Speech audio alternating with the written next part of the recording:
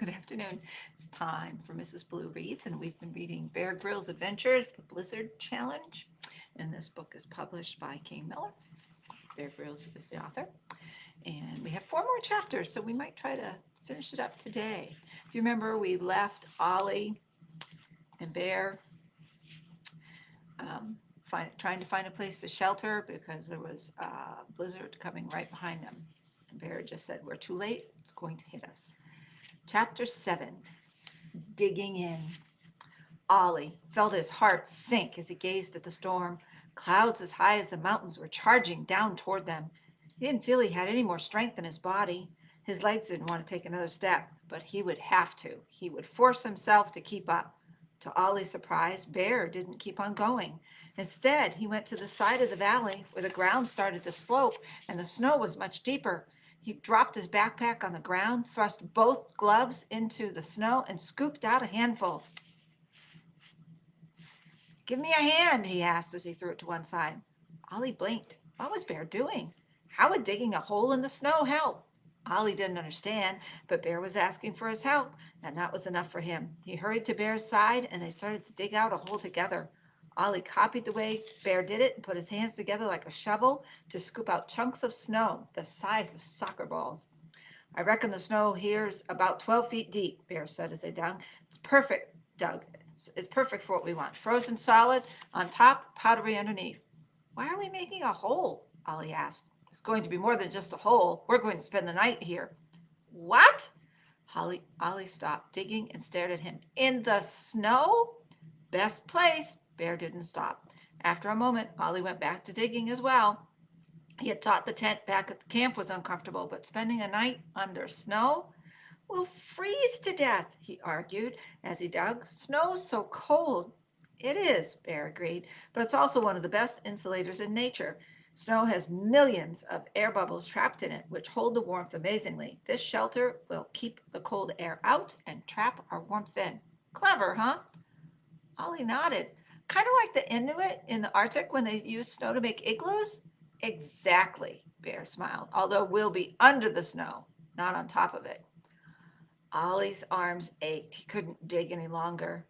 "I don't think I can go on," Ollie said. "It hurts so much." Bear stopped digging. "I never promised that this journey would be easy," he calmly replied. "But if you can find the strength inside you, you can overcome all things. Keep going, buddy." Ollie kept digging. The pair quietly worked together as a team. Bear didn't need to tell Ollie what to do. It just sort of happened. The longer the tunnel got, the harder it was to throw the loose snow out at the end. So Ollie would scoop it up behind him into lumps and throw it out into the open. Ollie found he had a strange feeling. It wasn't a feeling he was used to. He was enjoying this.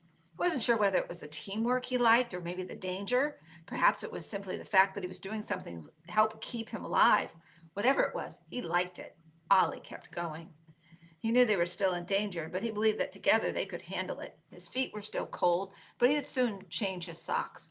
At first, his arms ached more and more as they dug, but then suddenly they felt fine. Tired, but fine. His body had gotten used to it, and for the first time in his life, Ollie felt proud of what he was making. Really proud. He smiled to himself. Bear crawled back out of the tunnel when it was nearly 7 feet long. "Now we need a wall across the entrance," he said, "like this." There were piles of freshly dug snow all around the entrance to the tunnel. Bear used his hands to work some of it into a block. Ollie found that making blocks was like making square snowballs. He could press the white powder into small lumps and then press them together to make bigger lumps.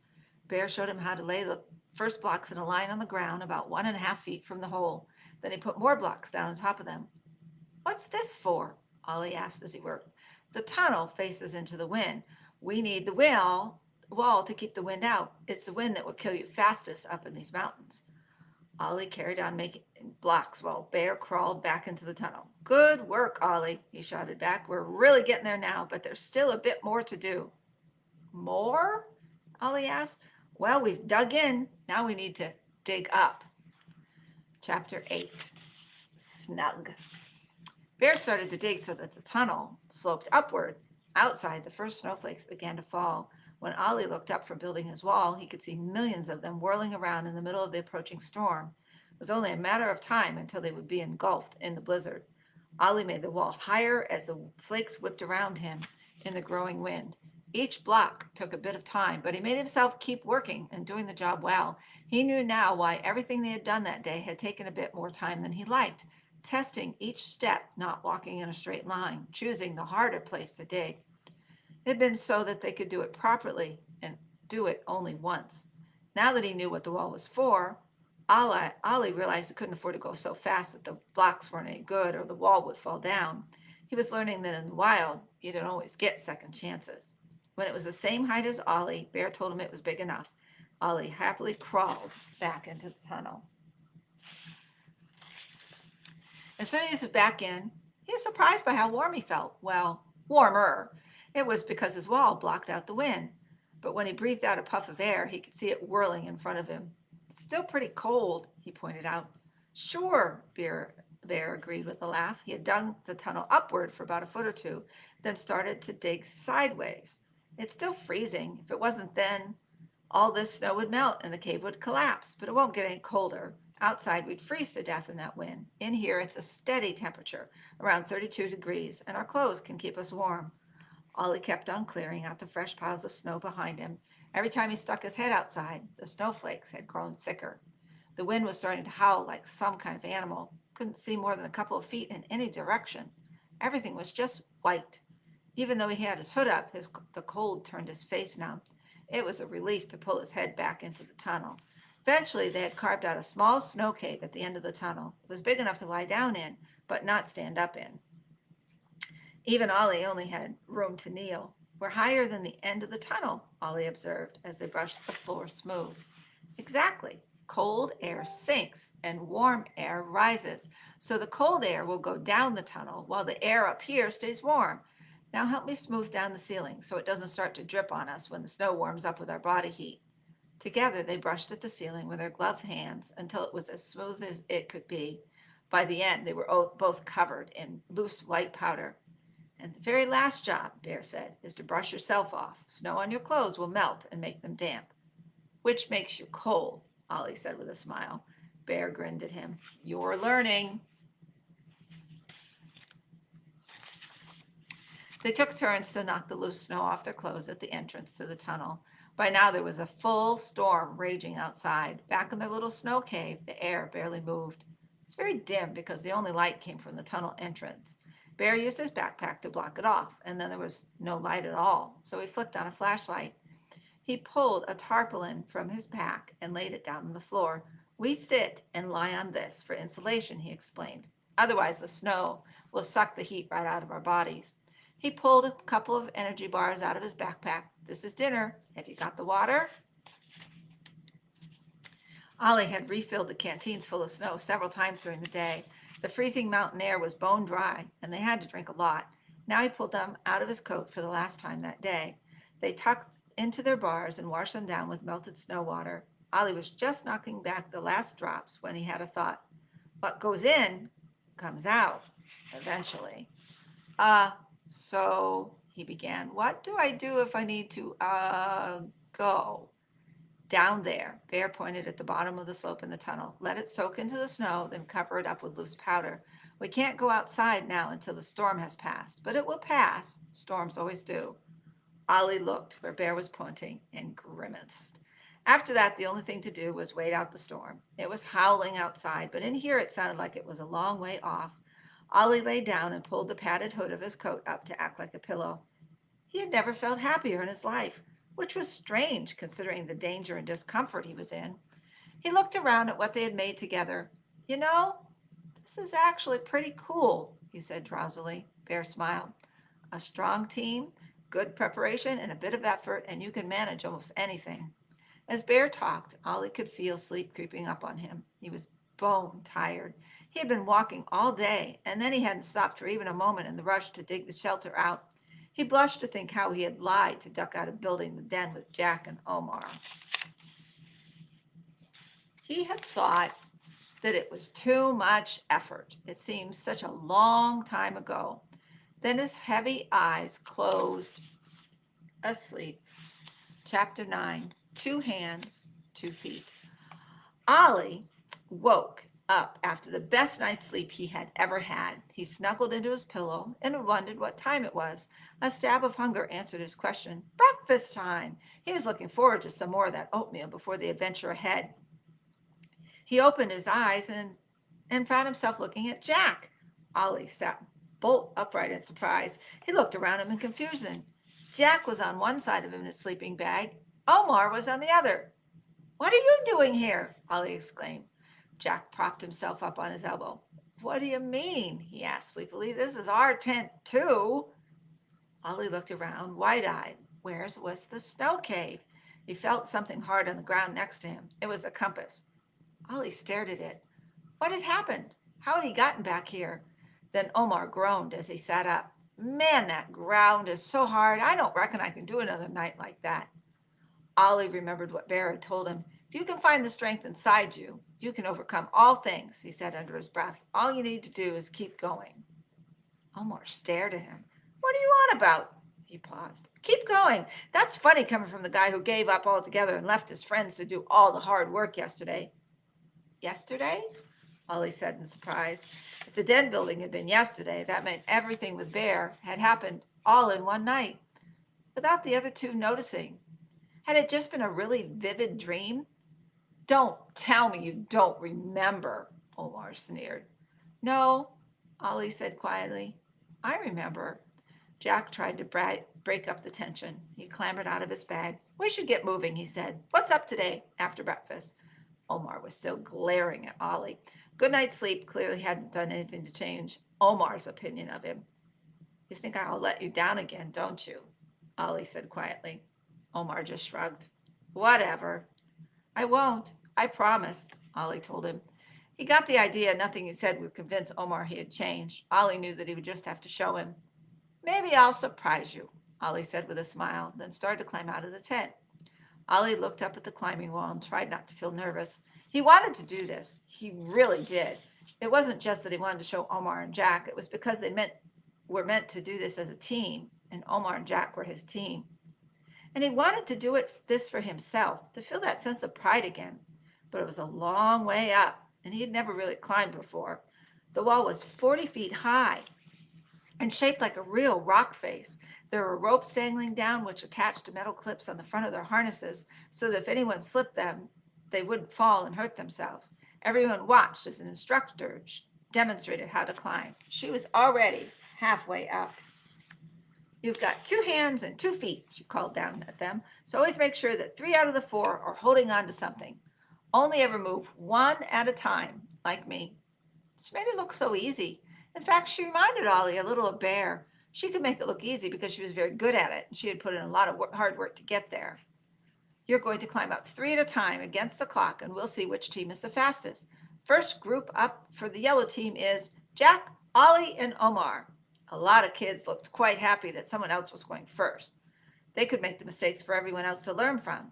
The instructors came forward with helmets and harnesses. Jack started to put his on without any help because he had done this before. Ollie got tangled up and an instructor had to help him. And by the time they were both done, Omar was helmeted, harnessed, and ready to go. Eventually, the 3 boys took their places at the foot of the wall. Ollie was in the middle with Omar on his left and Jack on his right. You gonna drop out, Ollie? Omar whispered. Just tell them you don't like heights and they'll let me and Jack do it on our own. Ollie just shook his head. He knew Omar would never believe he could do this until he saw it. Get ready, the instructor called. The boys braced themselves. The instructor was poised with a stopwatch. Get set, go. Ollie swallowed his nerves, grabbed hold of the wall, and started to climb. Chapter 10, the last chapter. Teamwork. It wasn't long before Ollie felt fire in every joint of his body. His shoulders and hips felt like someone was slowly pulling his arms and legs off. It wasn't like the way his arms had ached as he scooped out the snow with Bear, or how his legs had felt like lead weights after trekking through the mountains. Every movement he made on the wall had to haul the weight of his body upward, which meant that everything he did was against gravity. Climbing used different muscles than walking, and his muscles were making sure he knew about it. But Ollie kept going. He still had the advice from the instructors ringing in his ears about how you should only move one part of your body at a time. So that was what he did. It was like when he had walked with Bear. There was a rhythm to it. Move foot, lift body. Move hand, lift body. And above all, just keep going. And Ollie used another trick he had picked up from his adventure in the mountains. Bear had been looking ahead every step of the way. He always knew exactly where he was going to put each foot before he put it down. So Ollie tried the same trick with the rock face. By looking up, he could always see where the next handholds and footholds were, so he was ready and could move fast. Ollie used to just give up the moment he started feeling tired or uncomfortable, but something had changed in him. It was as if the storm had made him stronger. He knew now that some things take effort. The feeling of being part of a team gave him new strength. Sure, it was tiring, but it wasn't anything he couldn't handle. The three boys were practically neck and neck as they climbed together, but then Omar grabbed for a handhold too quickly, and suddenly his fingers slipped off the wall. He fell 2 feet backward with an angry shout. His rope caught him and he dangled awkwardly in the midair. Omar managed to get one foot and one hand on the wall, but his body still wobbled and he couldn't find anywhere else to grab. Ollie instinctively stopped climbing. His teammate needed him. To your right, Ollie called. He had spotted the handhold a moment earlier. Omar grabbed at the wall on his right. A bit lower. Omar moved his hand and he was able to grab a bump of rock and hold himself steady. His eyes met Ollie's. Got it, he said. Jack had also stopped climbing to see what was happening, so none of them had gotten too far ahead. Then all three boys started climbing again, steady, together, with renewed purpose and effort. And in no time, the trio reached the top of the wall together. The leaders helped them over the edge at the top while the kids on the ground were cheering. They had done it. Ollie saw Jack and Omar's happy grins, and then he realized he was grinning too. Then Omar held up a fist with his knuckles toward him. Good job, team, he said, and thanks for the help. Ollie and Omar bumped fists together. After the climbing, they had an hour to themselves and they headed back to their tent. On their way, they passed the soccer field where a five-a-side match between the yellow and red teams had just finished. As the boys walked past, a girl close to them suddenly screamed, and Ollie recognized her as the girl who didn't like creepy crawlies. Back at the tent, they had a small victory feast to celebrate the climb. Ollie had some granola bars, and Omar produced some crackers, and Jack had a bottle of juice. Together they sat and shared the treats. Then Jack suddenly stopped and wriggled, as if he was sitting on something uncomfortable. He reached under Ollie's sleeping bag. He held up the object and examined it. Hey, Ollie, what did you bring these for? Ollie looked up and saw what Jack was holding. Ollie felt his heart start to pound. A pair of goggles. But not just any old pair of goggles. They were the very same goggles which Bear had given him in the mountains. Ollie felt his heart pound. If the snow goggles were real, then so was the rest of it. Maybe the compass would show him its fifth direction again so he could get back there. How could he get the compass to do it again? But then he thought of what Bear might say. If you were part of a team, then you didn't just do things for yourself. And Ollie knew someone who needed the compass more than him. So Ollie put his drink down. Back in a minute, guys, he said as he crawled out of the tent. There's the goggles. He didn't know where to look, but he didn't need to. He heard a familiar scream from a tent nearby. The flap pulled back and a girl crawled out. She was muttering to herself something about nasty insects, and she sounded really angry. She looked up and saw him. What do you want? She snapped. Ollie could see that she was embarrassed. She'd turned bright red. I just want to give you this, he said. He held out the compass. It's a gift. What is it? She asked. Your adventure, Ollie replied and smiled. The end. Where's the compass going to take her? What kind of adventure? We have now finished Bear Grylls Adventures, the Blizzard Challenge. I hope you enjoyed it. Next week we'll be starting another book. Hope to see you soon. Remember, we're open by appointment. You can make an appointment to come in and browse for books, or you can order books online and pick them up as a curbside pickup. I miss seeing you all. Take care. Stay warm. Bye.